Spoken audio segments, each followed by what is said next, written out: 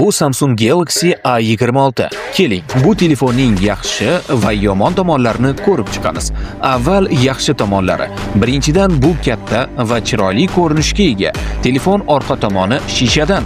Gorilla Glass Victus himoyasi bor va IP67 darajasidagi suv va hamda changdan himoya bilan keladi. Shuningdek, NFC va micro SD slot ham mavjud. Eng katta ustunliklardan biri 6 yil davomida tizim yangilanishlari va ko'plab AI funksiyalari qo'shilib turadi. Endi yomon tomonlari haqida. Telefonda keraksiz dasturlar ko'p, protsessori esa boshqa telefonlarga nisbatan biroz kuchsizroq, lekin narxiga arziydi. Kundalik foydalanish uchun chiqarilgan. Ekran OLED bo'lsa ham, barmoq izi skaneri yon tomonda joylashgan.